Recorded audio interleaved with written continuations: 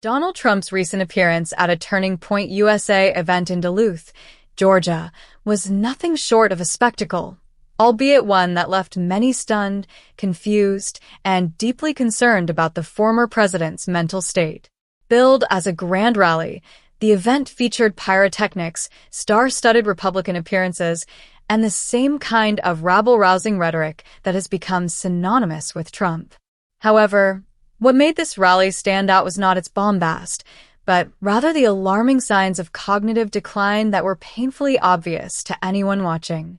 Trump's speech meandered from topic to topic, often incoherently, and included an uncharacteristic display of insecurity about his mental fitness. The former president, who once prided himself on his quick wit and energy, appeared notably disoriented, low energy, and disconnected from reality. While his supporters in the audience cheered him on, the underlying truth became harder to ignore. Trump's cognitive abilities are deteriorating, and his behavior at the Duluth rally was a clear manifestation of this troubling decline. In this video, we will delve deep into Trump's bizarre breakdown, examining his confusing remarks, his obsessive focus on defending his mental state, and the implications of his apparent cognitive decline for the future of American politics. We will also explore how this rally fits into the broader pattern of Trump's increasingly erratic behavior and why his continued influence in the Republican Party raises serious concerns for the country. The rally setup, a WrestleMania-style entrance. From the moment Trump stepped onto the stage at the Turning Point USA rally, the event had the feel of a grand spectacle. The crowd roared as pyrotechnics lit up the sky, giving Trump a dramatic entrance that felt more like a professional wrestling match than a political event. This WrestleMania-style setup is nothing new for Trump, who has always thrived on theatricality and spectacle. However, it also underscored the increasingly surreal nature of his rallies, where the focus is often more on entertainment than substantive political discourse. As the fireworks subsided and Trump began to speak, it quickly became clear that something was off. From the start, his speech lacked the energy and coherence that characterized his earlier rallies. He appeared tired, his voice lacked its usual vigor, and his thoughts seemed disjointed. For a man who built his political brand on his brashness and vitality, this was a startling departure from the norm. Trump's incoherent ramblings, a sign of cognitive decline? Throughout the speech, Trump exhibited signs of confusion and disorientation that have become increasingly common in his public appearances. He jumped from one topic to another with little to no transition, leaving the audience struggling to follow his train of thought. At times, he appeared to lose track of what he was saying entirely, pausing awkwardly or repeating himself. One of the most alarming aspects of the speech was Trump's apparent obsession with defending his cognitive abilities. At several points during the rally, he went out of his way to assure the audience that his brain was functioning just fine. "They say I'm cognitively imbalanced, but I'm not," Trump declared, his voice betraying a hint of frustration. "I'm fine, no problem there whatsoever." This defensive posture has become a regular feature of Trump's speeches, as he increasingly feels the need to address rumors and concerns about his mental fitness. What makes this so striking is the fact that Trump never used to feel the need to defend himself in this way. In his earlier years as president, he was known for brushing off criticism and projecting an air of invincibility.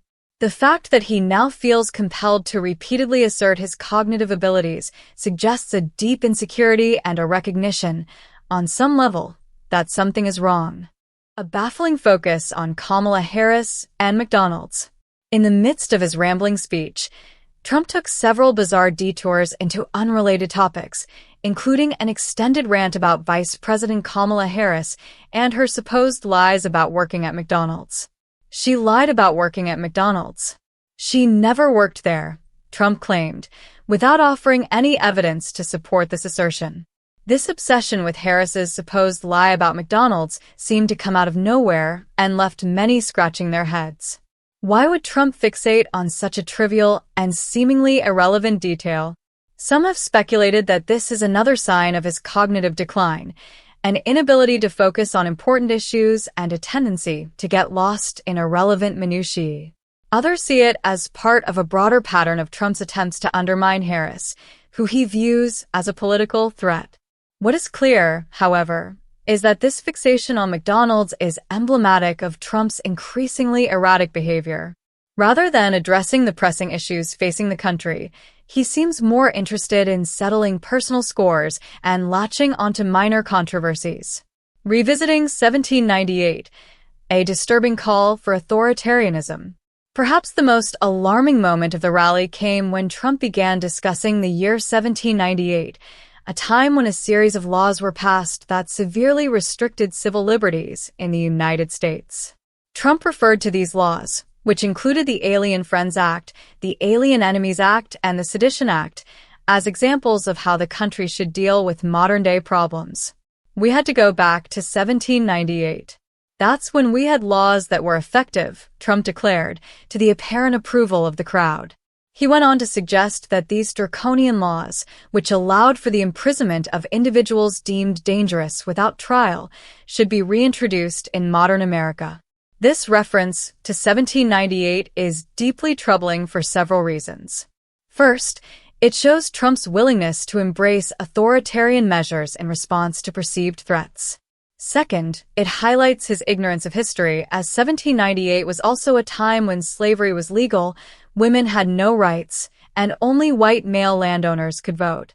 By invoking 1798 as a model for the future, Trump is essentially calling for a rollback of centuries of progress in civil rights and democracy.